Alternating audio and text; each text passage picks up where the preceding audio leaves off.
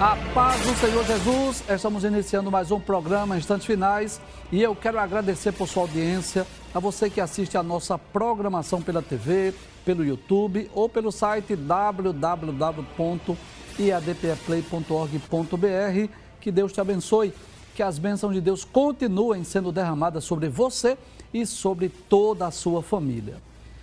Se você deseja entrar em contato conosco, enviar a sua pergunta, a sua mensagem, a sua crítica, a sua opinião, a sua sugestão, anote aí o número do WhatsApp do programa, o prefixo é 81 e o número é o 994661010. Se você está acompanhando diariamente o programa, você sabe que nós estamos estudando a sexta das 7 cartas que foram enviadas às igrejas da Ásia, que foi a carta enviada à igreja de Filadélfia. Nós já dissemos que essa é a mais amada por nós cristãos, né? A mais conhecida. Vamos recapitular o que vimos nos programas anteriores? Vamos lá.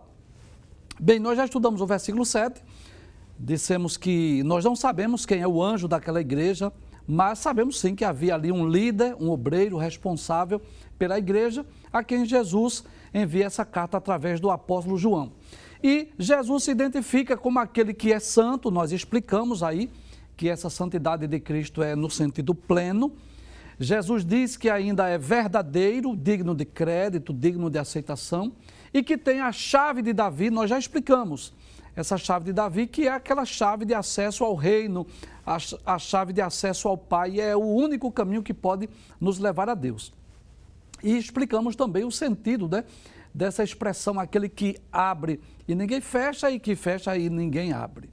Estudamos também o versículo de número 8, Jesus diz, eu sei as tuas obras, porque ele é onisciente, ele conhece tudo, e disse que colocou diante da igreja de Filadélfia uma porta aberta e que ninguém poderia fechar. E essa porta aí é a porta da evangelização.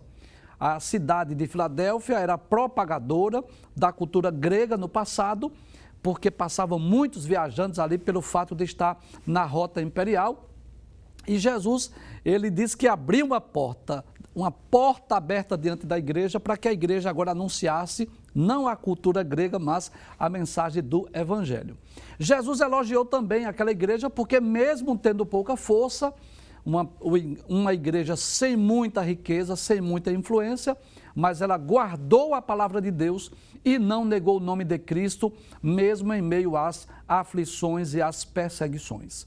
Estudamos ainda o versículo 9, onde Jesus diz que faria daqueles que estavam na sinagoga de Satanás, aos que se dizem judeus e não são, mas mentem, Jesus disse que faria com que eles viessem prostrado aos pés dos cristãos e adorassem e soubessem que Jesus amava. Nós explicamos aí que essa sinagoga de Satanás tanto aplica-se aos falsos judeus que perseguiam os cristãos, que fizeram da sinagoga um lugar de serviço de Satanás, porque ficavam planejando como perseguir os cristãos, mas também nós falamos aqui acerca de 2 sinagogas do gnosticismo que havia tanto na igreja de Esmina quanto na igreja de Filadélfia, que Jesus chama a sinagoga de Satanás, porque eles estavam literalmente a serviço de Satanás, difundindo um falso evangelho, não é? Negando, por exemplo, a encarnação de Cristo, negando a eficácia do sangue de Cristo, a expiação pelo sangue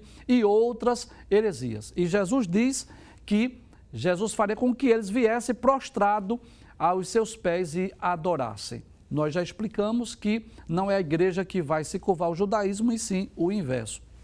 É o judaísmo que vai reconhecer que Jesus Cristo é o Senhor, como aconteceu com o apóstolo Paulo. Lembra disso? Nós explicamos aqui. Muito bem, nós explicamos até o versículo de número 9. Hoje nós vamos dar continuidade a partir do versículo de número 10.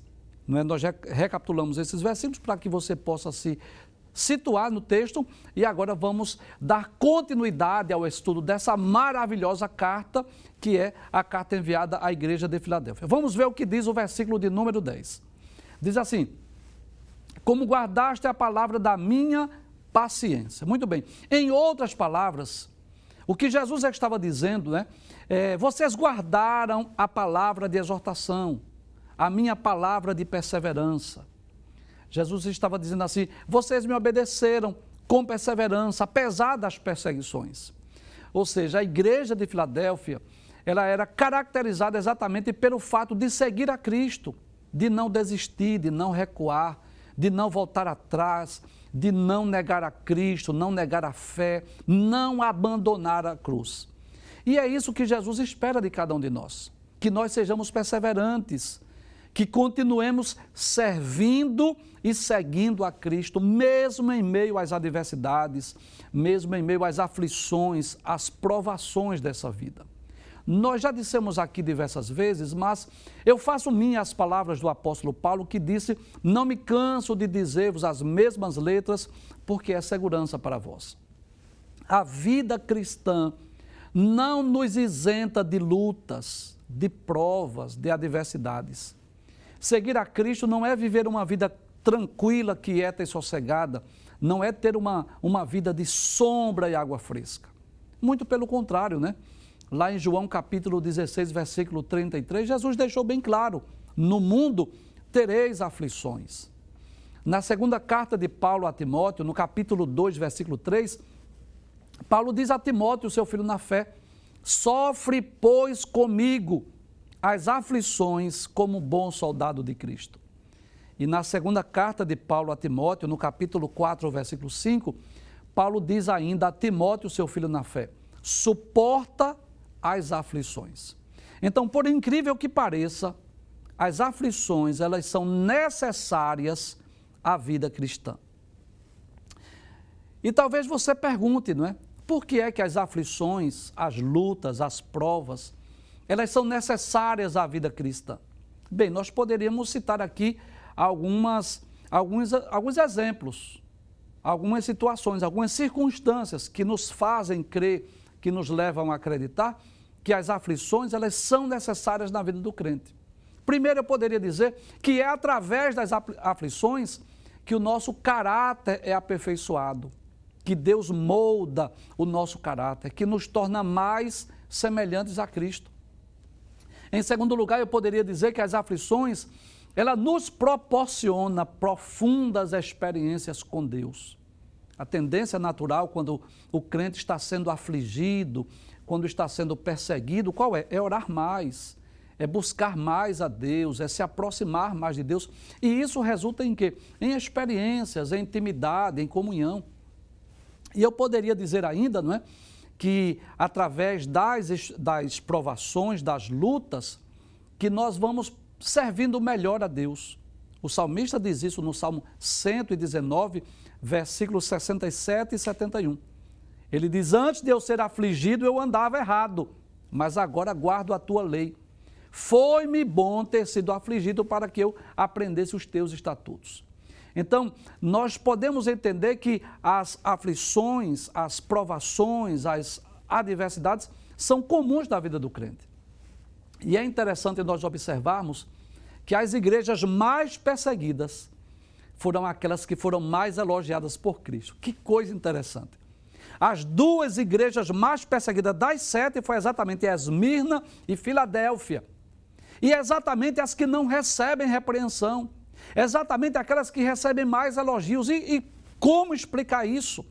Exatamente pelo fato de aqueles cristãos estarem sendo perseguidos, né, em aflições, eles se aproximarem mais de Deus, eles buscarem mais a Cristo. Então, nós vamos perceber que Jesus, ele elogiou aquela igreja, porque guardou a palavra da sua paciência, ou seja, não recuou, não voltou atrás, não abandonou a cruz, não negou a Cristo, persistiu, perseverou em seguir a Cristo.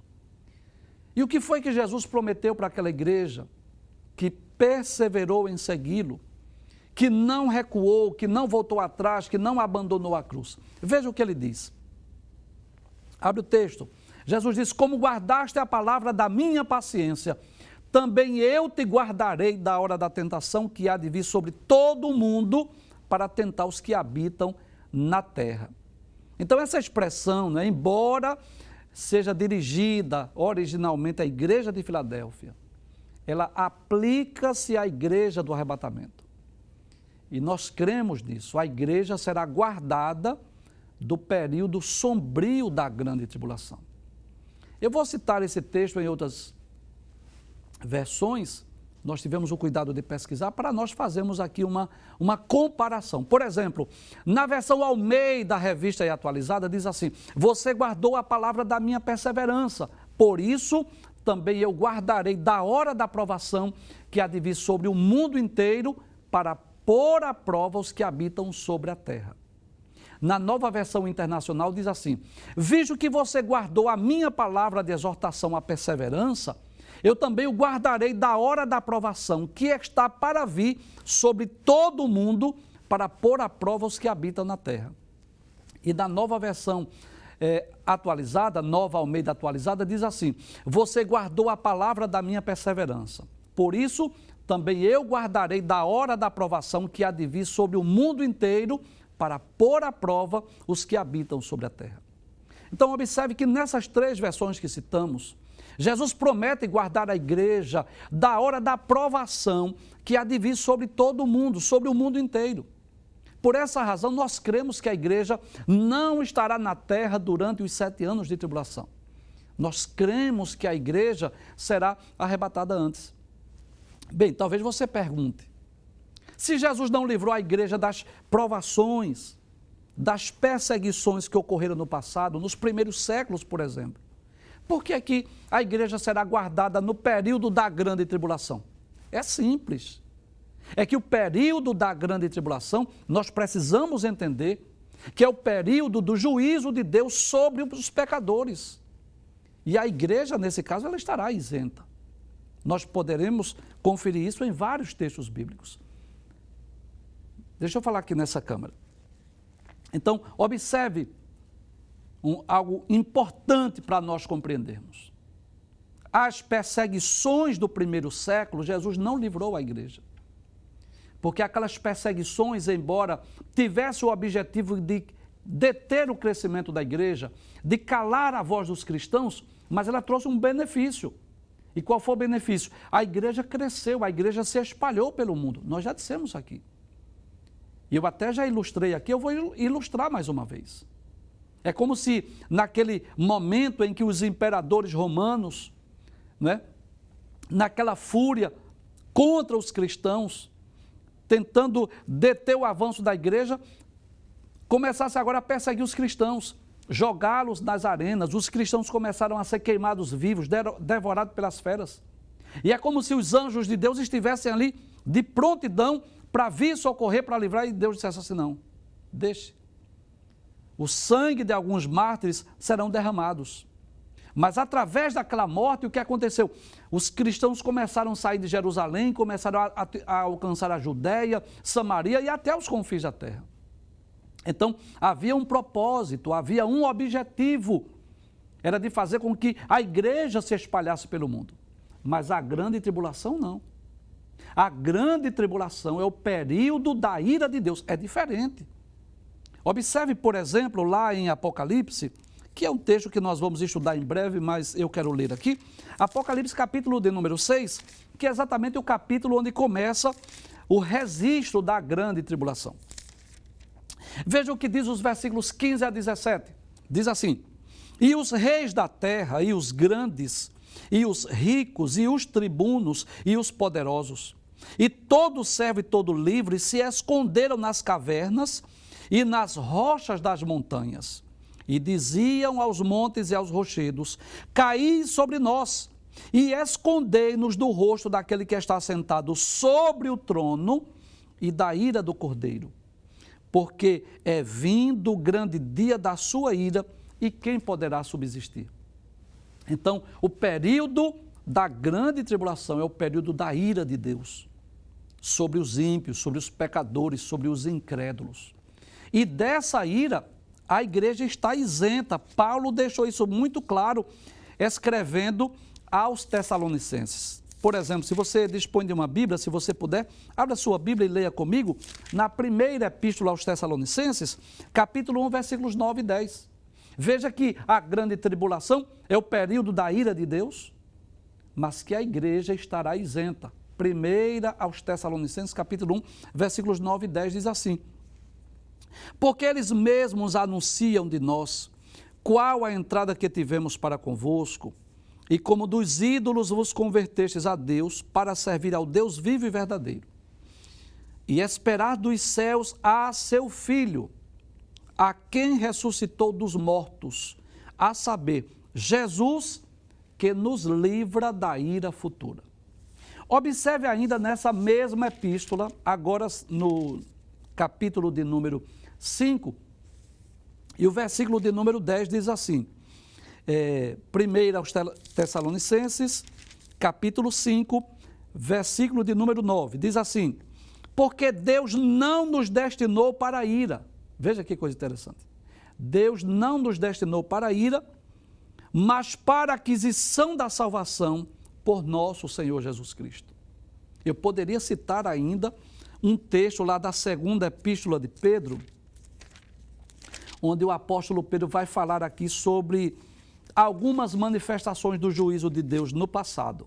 Né? Segunda epístola de Pedro, no capítulo de número 2, versículos 4 a 9. Se você dispõe de uma Bíblia, acompanhe comigo a leitura desse texto, né, para nós entendermos por que é que nós somos pré-tribulacionistas. Por que é que nós cremos que a igreja será arrebatada antes que tenha início a grande tribulação?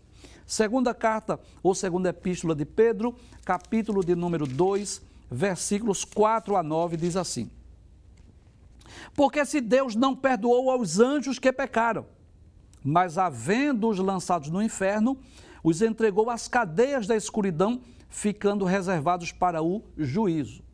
Ou seja, os anjos que seguiram a Satanás, aqueles que se rebelaram contra Deus, Deus os reservou para o juízo. Versículo de número 5. E não perdoou ao mundo antigo, ou seja, aquela geração antediluviana, mas guardou a Noé. Opa, veja que Noé não foi destruído com aquela geração.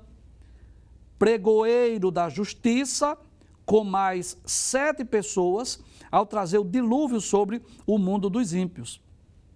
Então veja que Deus poupou, preservou a família de Noé e da sua família, porque eles não viviam, não andavam como os demais moradores, com os demais homens ímpios daquela geração. Versículo de número 6.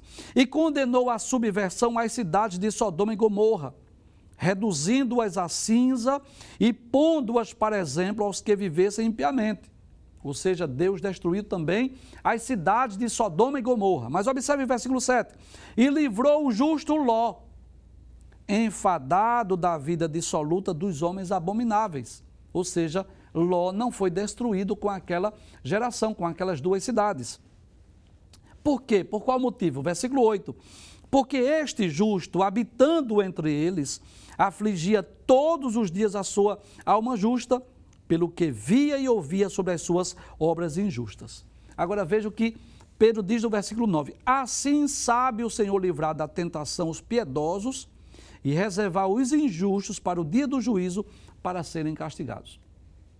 Por isso nós cremos que a igreja não estará na terra durante os 7 anos de tribulação. Nós cremos que antes que venha esse período sombrio da grande tribulação, a igreja será arrebatada. Por isso que nós estamos na iminência, né, na expectativa de que Jesus possa voltar a qualquer minuto, a qualquer instante, para vir buscar a sua igreja. Vamos reler o versículo de número 10? Para nós concluirmos, diz assim, como guardastes a palavra da minha paciência, ou seja, como vocês perseveraram em me servir, em me seguir, eu vou guardar vocês da hora da tentação que há de vir sobre todo o mundo, para tentar os que habitam na terra. Vejamos o que diz o versículo de número 11. O que é que diz o versículo de número 11? Eis que venho sem demora. Então, observe, né, algo interessante aí, que quando nós lemos a Bíblia Sagrada, nós vamos perceber que isso ficou muito claro nos ensinos de Jesus. Jesus sempre alertou, sempre advertiu a igreja que ele poderia voltar a qualquer instante. Sempre que Jesus falou da sua vinda, né, nós vamos perceber essa expressão, essa frase, eis que cedo venho, eis que presto venho. E por qual motivo Jesus disse que voltaria logo? exatamente para deixar no coração dos crentes, no coração dos salvos, essa expectativa de que o retorno de Cristo pode ocorrer a qualquer instante. Vamos conferir alguns textos bíblicos? Então, por exemplo, se você dispõe de uma Bíblia, vamos lá, Felipe? Vamos lá. Isso, já comecei. Vamos lá? Já comecei o versículo 11. Vamos lá, da 1 para 2. Pode passar o texto, pode passar. Isso, para aí, que eu vou ler esses textos, ok? Vamos lá. Vamos lá? Então, se você dispõe de uma Bíblia, abra aí a sua Bíblia para nós lermos alguns textos. Então, vou reler aqui Apocalipse, capítulo 3, versículo 11. O que é que Jesus diz? Eis que venho sem demora. Ou seja, estava falando da brevidade. Pode ser a qualquer momento, pode ser a qualquer instante. Mas não só esse texto. Você vai perceber, por exemplo, lá no capítulo 22, que inclusive é o último capítulo da Bíblia, onde tem as últimas exortações, as últimas recomendações, que só neste capítulo 3 vezes Jesus repete essa expressão, que voltaria rápido, que voltaria breve. Observe, versículo de número 7, ele diz assim: eis que presto venho, bem-aventurado aquele que guarda as palavras da profecia deste livro. Versículo de número 12, e eis que cedo venho, e o meu galardão está comigo para dar a cada um segundo a sua obra. Versículo de número 20, ele diz: aquele que testifica estas coisas diz, certamente cedo venho. Amém. Ora vem, Senhor Jesus. Então, por qual motivo Jesus disse assim? Não se preocupem, né? Jesus poderia ter dito, né? Olha, não se preocupem, eu não vou voltar tão cedo. Jesus poderia ter dito assim: olha, estejam despreocupados, a minha volta vai demorar, não vai ser nem tão cedo, nem tão rápido. Por que é que Jesus disse, eis que presto venho? Na verdade, o desejo de Cristo é que a sua noiva, a sua igreja estivesse sempre pronta, sempre preparada, sempre de alerta, sempre vigilante, na expectativa, porque o seu retorno pode ocorrer a qualquer momento. A qualquer momento ele pode voltar e pode nos levar para o reino da imortalidade. Além disso, nós precisamos estar prontos, porque se Jesus não voltar, mas nós poderemos passar para o reino da imortalidade através da morte. Nós poderemos atravessar a ponte, como nós sempre falamos aqui no programa. Então o Espírito Santo, ele sempre esteve, né, no decorrer dos séculos, dos milênios, da história da igreja, sempre colocando no coração de cada crente salvo essa certeza, essa convicção que o retorno de Cristo pode ocorrer a qualquer instante, para que estejamos sempre prontos, sempre preparados, né? Inclusive, lendo a Bíblia, nós vamos perceber que o próprio apóstolo Paulo, em certa ocasião, ele chegou a pensar isso. Paulo chegou a pensar que seria arrebatado. Por exemplo, primeira epístola aos Tessalonicenses, no capítulo 4, versículos 16 e 17. Então, Paulo diz assim: porque o mesmo Senhor descerá do céu com alarido, e com voz de arcanjo, e com a trombeta de Deus, e os que morreram em Cristo ressuscitarão primeiro. Veja o que ele diz no versículo 17. Depois nós, os que ficarmos vivos. Então, o sentimento de Paulo naquele momento, qual era? Que ele não iria experimentar a morte, que ele não morreria. A expectativa de Paulo é que ele seria arrebatado. Aí ele diz, depois nós, os que ficarmos vivos, seremos arrebatados juntamente com eles nas nuvens, a encontrar o Senhor dos ares, e assim estaremos sempre com o Senhor. Ainda na primeira carta aos Coríntios, capítulo 15, versículo 51, Paulo diz assim, veja outra ocasião em que Paulo, ele deixa claro essa expectativa, né, de que ele poderia nem morrer, poderia ser arrebatado. Ele diz assim, eis aqui vos digo o mistério. Na verdade, nem todos dormiremos, né? Ou seja, nem todos vamos morrer. É como se Paulo tivesse essa expectativa de que não morreria, mas que seria arrebatado. Agora, é claro que quando nós falamos que nós devemos estar prontos, preparados, vigilantes, porque Jesus pode voltar a qualquer momento, é claro que nós não podemos esquecer que nós temos dupla cidadania. É claro que nós não vamos viver uma vida irresponsável. Por exemplo, um jovem não vai dizer assim, eu não vou estudar, eu não vou trabalhar porque Jesus vai voltar. Não, eu não posso dizer assim porque nós não sabemos quando Jesus vem. Jesus pode voltar daqui a um minuto, mas ele pode voltar daqui a um ano, uma década, um século, nós não sabemos quando, mas devemos estar sim preparados, né? Exercendo a nossa dupla cidadania.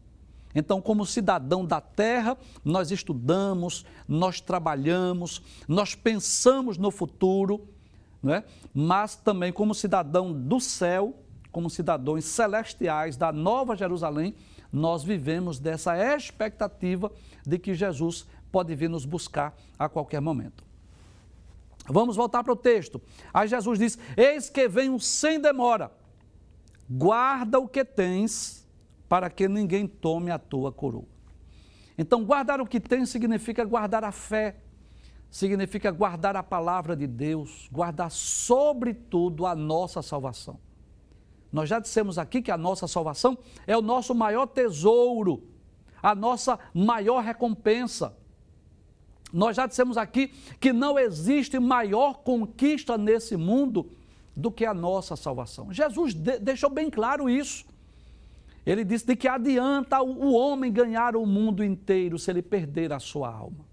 Então isso é o de mais valioso que nós temos. E esse verbo guardar lá no original grego significa vigiar, significa conservar, significa manter, preservar o que eles já haviam recebido. Então nós devemos guardar aquilo que nós já recebemos, guardar a nossa coroa, preservarmos a nossa salvação. É interessante que os cristãos de Filadélfia, né, estavam bem espiritualmente. Nós observamos que Jesus não repreende aqueles cristãos. Jesus não traz assim nenhuma palavra de repreensão àquela igreja. O que é que nos ensina? O que é que nos mostra? Que espiritualmente eles estavam bem. Mas mesmo assim havia necessidade de guardar o que eles tinham. Mas por qual motivo Jesus diz que eles deveriam guardar o que eles tinham? Vamos ver o texto mais uma vez? Observe o que diz o texto. Guarda o que tens, para que ninguém tome a tua coroa. Então, quando Jesus diz para que ninguém tome a tua coroa, é porque existe alguém que deseja roubar a nossa coroa. E você sabe disso, que é o diabo, que é Satanás, o maior inimigo de Deus, o maior inimigo do homem e, consequentemente, o maior inimigo da igreja. Ele está, bramando em nosso derredor, buscando uma ocasião, buscando uma oportunidade para roubar aquilo que de mais precioso nós temos. Vamos ver alguns textos bíblicos? Por exemplo, Satanás, o nosso adversário, ele é tão astuto que ele foi tentar o próprio Filho de Deus. Nem Jesus escapou da tentação. É claro que Jesus nunca pecou, né? Mas Jesus foi tentado. Capítulo 4 do Evangelho escrito por Mateus nos mostra isso. Que Jesus estava lá no deserto, estava jejuando. Era um período, vamos dizer assim, de transição, onde Jesus deixaria a vida de um judeu comum para iniciar o seu ministério. Estava se aproximando o momento de Jesus chamar os 12 apóstolos para ensiná-los, para prepará-los. Estava no momento de Jesus começar a realizar muitos milagres lá na Judéia, na Galileia. E Jesus, como homem, sentiu essa necessidade de passar mais tempo a sós com Deus, em oração. Deixou a família, deixou a carpintaria, isolou-se, foi orar sozinho, porque precisava chegar mais perto de Deus. Sabendo da grande missão, da grande responsabilidade que estava sobre os seus ombros, sabendo que agora iria iniciar o ministério e estaria lidando com as multidões, precisando ensinar, curar, enfim, operar milagres, Jesus vai orar, vai jejuar. E quem é que chega? Quem é que se apresenta naquele momento? Satanás, o diabo, o adversário. Poderia ter respeitado Jesus, que era o Filho de Deus, mas nem Jesus estava livre da tentação. Então nós vamos perceber, quando nós lemos o capítulo 4, versículos 1 a 11 do Evangelho escrito por Mateus, que Satanás fez 3 investidas. Tentou colocar dúvidas no coração de Jesus.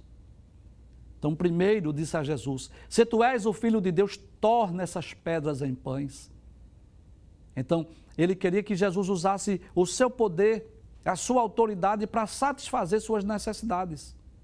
Que Jesus estava com fome. Jesus disse: olha, nem só de pão viverá o homem, mas de toda a palavra que procede da boca de Deus. Jesus usou a palavra para vencer a tentação.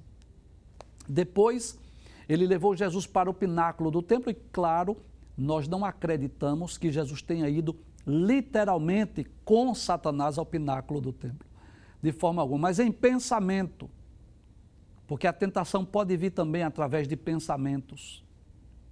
Ele induziu Jesus: por que tu não te atiras do pináculo do templo? Porque está escrito, né? Satanás usa a Bíblia de forma deturpada e usa uma profecia para dizer a Cristo: está escrito que aos seus anjos dará ordem a teu respeito. Por que tu não te atiras? Porque todos vão crer, todos vão acreditar que tu és o Cristo, o Messias. Aí Jesus disse: mas também está escrito: não tentarás o Senhor teu Deus. Depois ele faz a terceira investida. E essa eu quero ler. Capítulo de número 4, versículo de número 9. Ele diz assim, versículo 8 diz assim: transportou o diabo a um monte muito alto. E mais uma vez, quero repetir essa informação. Cremos que Jesus não saiu do deserto e não saiu seguindo Satanás para lugar nenhum. Jamais o Filho de Deus faria isso. Mas em pensamento, fez com que Jesus pensasse nessa cena. E mostrou-lhe todos os reinos do mundo e a glória deles. E disse-lhe: tudo isto te darei se prostrado me adorares. É como se Satanás dissesse a Jesus: por que a cruz? Por que se preocupar com os homens? Eu posso te dar fama, riquezas, eu posso te dar glórias. O que o homem precisa eu posso dar. Se você me adorar, era essa a investida. E estava em risco, estava em jogo, não só a pessoa de Cristo, mas a nossa salvação. Porque o primeiro Adão pecou, o primeiro Adão falhou, mas o segundo Adão, se ele pecasse, se ele desobedecesse, a nossa salvação estaria em risco. Nós não poderíamos ser salvos. Mas graças a Deus que Jesus venceu a tentação. Jesus disse: vai-te, Satanás, porque está escrito que só a Deus adorarás e só a Ele servirás. Então este é o adversário que está buscando uma ocasião, uma oportunidade para roubar aquilo que de mais precioso nós temos. Veja o que Jesus diz acerca de Satanás, claro, não de forma explícita, mas de forma implícita nós entendemos isso, lá em João capítulo 10, versículo 10. Você conhece esse texto? Capítulo 10 de João é o texto em que Jesus se apresenta como bom pastor. E Jesus diz, capítulo 10, versículo 10, o ladrão não vem senão a roubar, a matar e destruir. Então essa era a função do ladrão. E aqui de forma figurada nós podemos entender, de uma forma metafórica, que está falando de Satanás, o nosso maior adversário, que vem para matar, que vem para roubar e vem para destruir. E eu poderia citar ainda a primeira epístola do apóstolo Pedro. Nós vamos perceber no capítulo 5, versículo de número 8. Né? Vamos ver o que é que o apóstolo Pedro diz. Nós já citamos esse texto, mas eu quero ler. Primeira epístola de Pedro, capítulo 5, versículo 8, diz: sede sóbrios, vigiai, porque o diabo, o vosso adversário, anda em derredor, bramando como leão, buscando a quem possa tragar. Então, Satanás está como um ladrão, buscando uma oportunidade para roubar o nosso maior tesouro, que é a nossa salvação. E é por isso que Jesus diz: guarda o que tens, para que ninguém tome a tua coroa. Vamos voltar para o texto mais uma vez? Muito bem.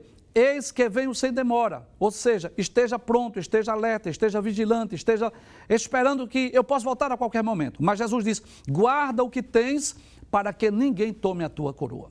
Então, como nós sempre dizemos aqui, essa carta, embora tenha sido escrita para a igreja de Filadélfia, mas ela se aplica a cada um de nós.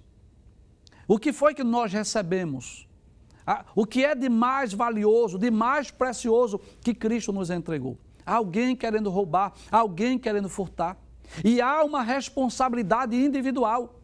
Observe que coisa interessante, Jesus diz, guarda o que tens.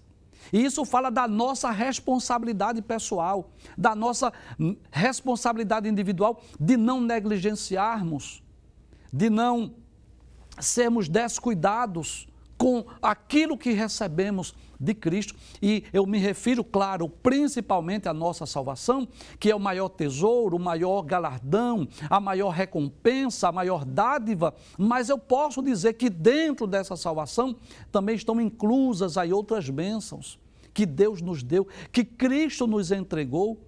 Nós poderíamos dizer, por exemplo, falando da igreja de Filadélfia, que era uma igreja que tinha uma missão. Qual era a missão? De evangelizar o mundo. Observe que Jesus disse a essa igreja, eu pus diante de ti uma porta aberta. E o que era essa porta aberta? A porta da oportunidade para a evangelização. Então, havia uma missão entregue a essa igreja. Jesus esperava que aqueles crentes, mesmo sendo uma igreja no sentido material, uma igreja sem muita influência, porque Jesus diz, mesmo tendo pouca força, era uma igreja que não era rica, que não era abastada, que não tinha muita influência, mas tinha uma recompensa, tinha um tesouro, tinha uma coroa, tinha uma missão, tinha uma porta aberta. E que porta era essa? A porta da evangelização. E como nós podemos aplicar isso à nossa vida? Além da nossa salvação, além da nossa coroa, que é o que de mais valioso nós recebemos, existem outras bênçãos, outras portas que foram abertas, que Cristo nos entregou. E há uma missão, uma responsabilidade individual que nós não podemos negligenciar na fé, que nós não podemos vacilar para nós não perdermos aquilo que de mais valioso, de mais precioso Cristo nos entregou. Nós poderíamos citar aqui alguns exemplos de pessoas que não vigiaram, que não foram vigilantes, que não guardaram a sua coroa e perderam. Nós poderíamos falar de Judas Iscariotes. Quem não se lembra deste homem que foi chamado por Jesus para segui-lo, que teve o privilégio, Judas Iscariotes, foi chamado de apóstolo. Foi um dos 12 que ouviu os sermões, ouviu as parábolas, ouviu os ensinos do mestre, ele viu os milagres. Judas Iscariotes viu quando Jesus aquietou o vento e o mar. Ele viu quando Jesus, por 2 ocasiões, multiplicou pães e peixes. Ele viu Jesus ressuscitando os mortos, curando os enfermos. Mas o que foi que aconteceu? Ele permitiu que o seu coração enganoso, não é? Porque a Bíblia diz que enganoso é o coração do homem. Ele pensasse numa oportunidade de ganhar dinheiro traindo a Cristo, vendendo Jesus por algumas moedas de prata. E o que foi que aconteceu? Ele perdeu tudo. Ele perdeu não só as moedas de prata, porque ele jogou fora, porque depois arrependeu-se, mas ele perdeu o de mais valioso que ele tinha, que era a sua salvação. Paulo fala ainda de um outro obreiro, na sua segunda carta, escrita a Timóteo, no capítulo 4, versículo de número 10. Paulo fala sobre outro obreiro.